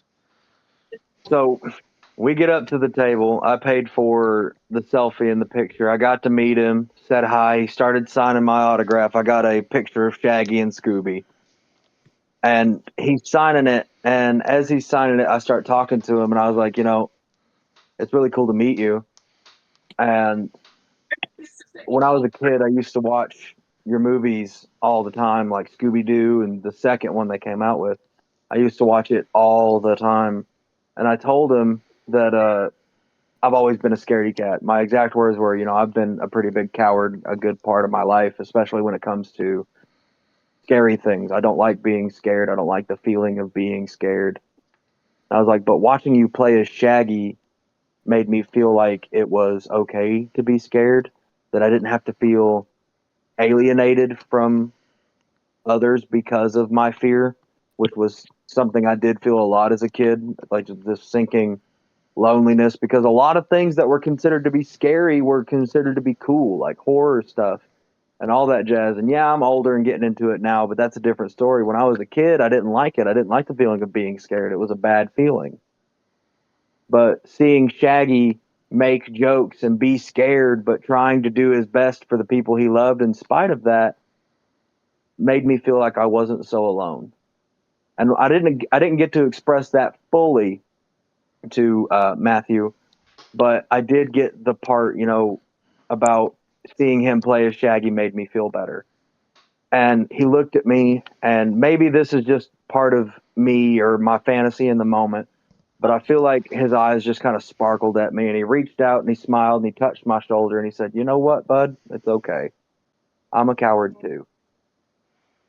And then he pulled me in close, and the lady who had my phone took a whole lot of pictures, and I walked away completely befuddled, complete, just utter disbelief and shock and awe, and just one of my childhood heroes. Like, I'm 24 years old. I'm 24 years old. I was watching these movies like 20 years ago. I was like 4 or 5 years old. And this dude who I watched play a cartoon character in real life made me feel seen. He made me, he made my inner child feel seen. I felt like there was a part of me that was better for it.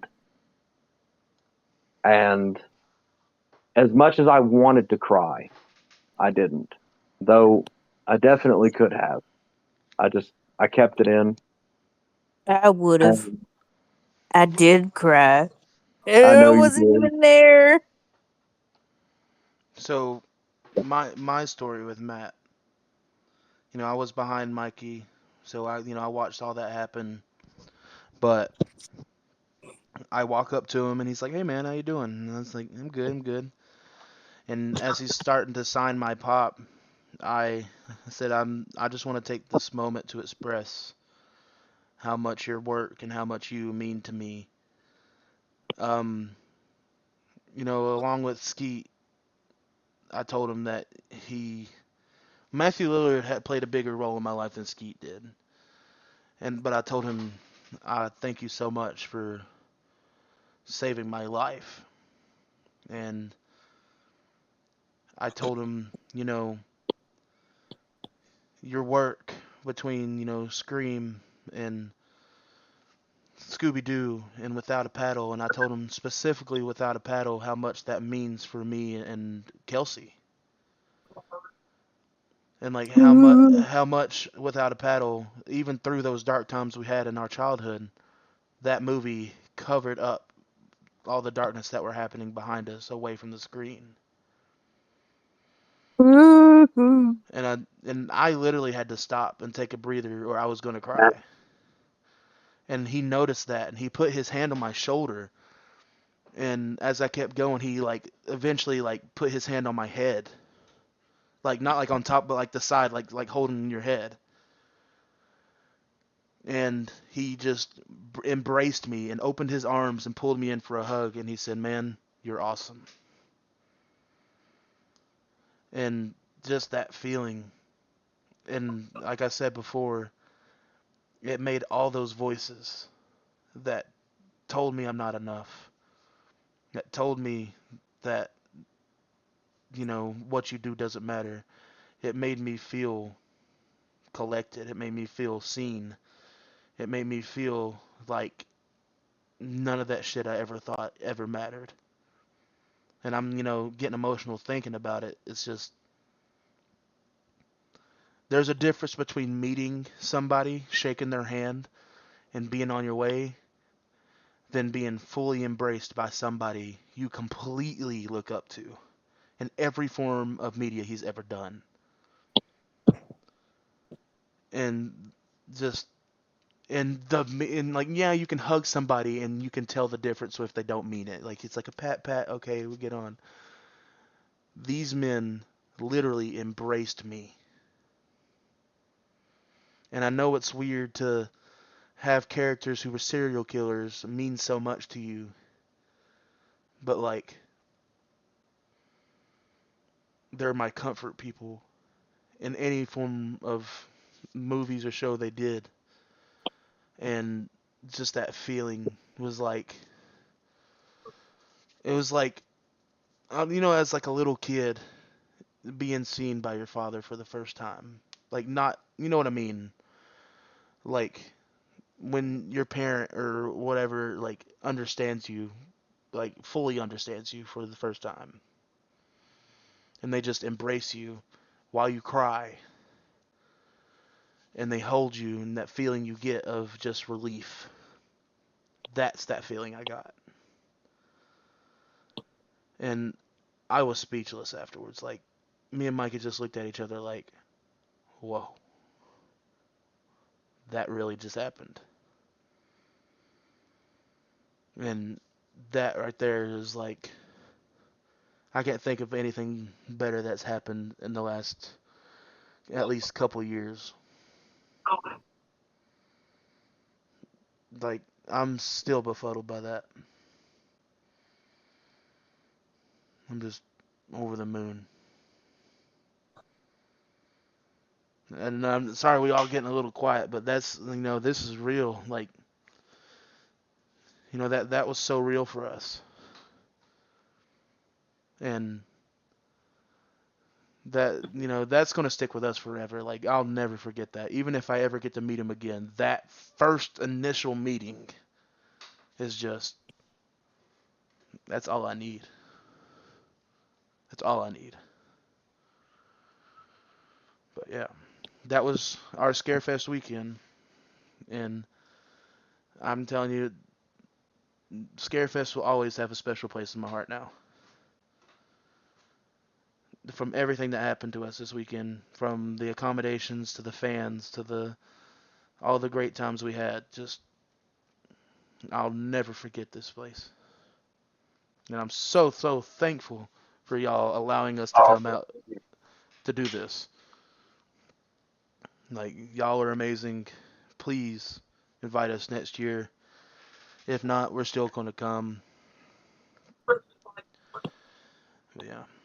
So, one last thing before we close out the episode. I just want to remind everybody that Chattanooga Comic Con is coming up this next weekend, and we will be there on the Sunday. Hopefully we can get, interview with Steve Cardenas at least, big Power Ranger guy here, and Mikey is too. And, there's plenty of people that we can't wait to see and speak to and fans to interact with. Just look out for content for that, and I will have ScareFest content up tomorrow. So, be on the look for that as well. But, Kelsey, you got anything to say to the podcast or anything to bring up? Oh no, you should end it on that high note of a comic. Ooh, ooh. I was about to say, I know you had to be getting emotional over there. I could feel the emotion. Oh, Just listen, I was as Mikey, like as you guys were in line about to meet him, Mikey was messaging me, and I was over here boo-hooing for you. it's like, So I like, mean, everybody Josh I, was literally over here like, "What is wrong with you?" 'cause everybody I knew, like when I told them I was getting to meet them, they're like, "Oh, dude, what?" And it's like, dude, we know, like people that know me knows how much those two guys mean to me, specifically Matt Lillard, and not like I said, not putting Skeet out in any form or fashion.